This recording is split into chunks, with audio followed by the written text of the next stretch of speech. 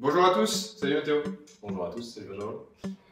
Ça fait un moment qu'on s'est pas retrouvés en vidéo, donc aujourd'hui on va parler un peu des équipes jeunes de la première phase de cette saison 2023-2024. Donc bienvenue dans un nouvel épisode de Tip Off.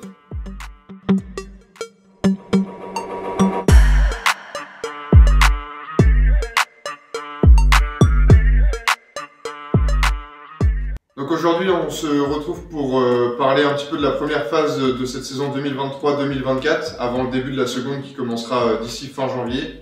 Mathéo, est-ce que tu peux nous faire un petit bilan un peu de toutes les équipes du club depuis septembre, depuis la rentrée? Ouais, on est sur un bilan plutôt positif. Toutes les équipes ont plutôt bien performé dans leurs championnats respectifs. Commencer par les trois qualifications sur les plateaux régionaux, dont la qualification des U17 sur le championnat régional pour la deuxième phase.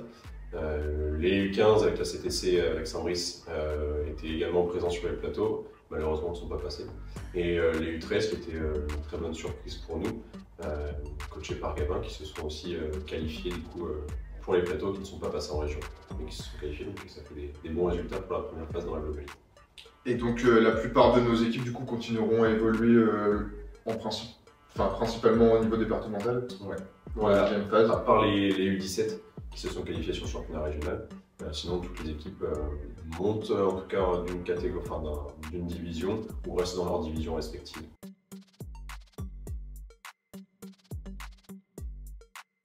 Et toi, à titre personnel, du coup, tu es coach de l'équipe Senior 2, donc qui évolue en Régional 2. Ouais. C'est quoi ton bilan de la mi-saison? Parce que du coup, c'est sur toute l'année. Un bilan plutôt mitigé, parce qu'on a 3 victoires et 7 défaites. Après, on est sur une équipe qui est plutôt jeune, c'est pas du tout la même équipe que l'année dernière.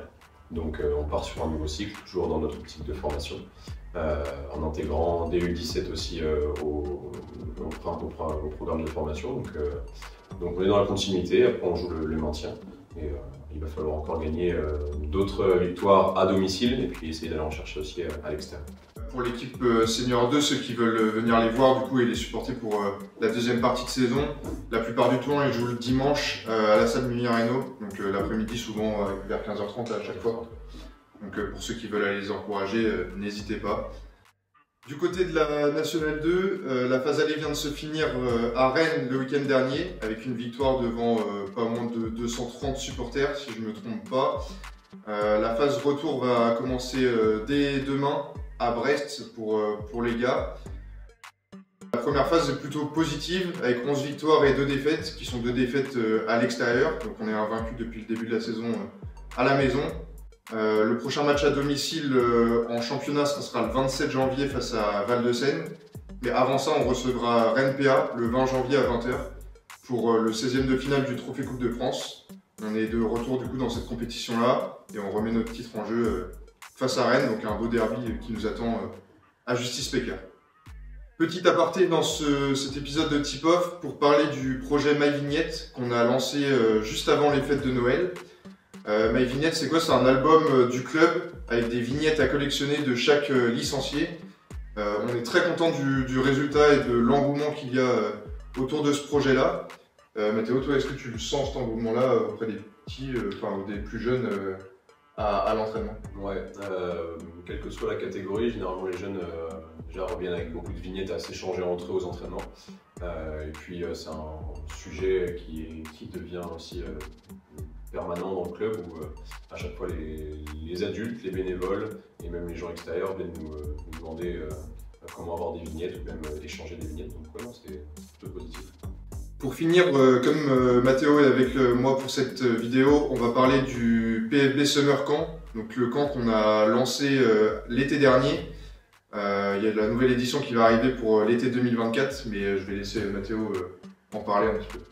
Ouais, une première cette année, donc en août dernier, qui a plutôt bien fonctionné. On a attendu 32 participants, ce qui est une bonne chose pour une première. Et puis du coup, on reporte ça sur l'année 2024. Les dates vont un petit peu changer en raison des Jeux Olympiques aussi qui arrivent. Donc la date sera du 8 juillet au 12 juillet. Et puis on essaiera en tout cas d'aller chercher les 50 participants sur ce camp. Voilà, c'est tout pour ce nouvel épisode de Tip Off. On se donne rendez-vous le 20 janvier à la salle Justice Baker pour la réception de Rennes PA en Trophée Coupe de France et puis pour tous les futurs matchs à domicile qui arriveront. Ouais, et puis aussi rendez-vous dans les salles, que ce soit à Mimi, à Justy, pour supporter les équipes jeunes. N'hésitez pas à passer dans les salles dès qu'il y a des matchs, vous êtes les bienvenus évidemment. À la prochaine! Salut!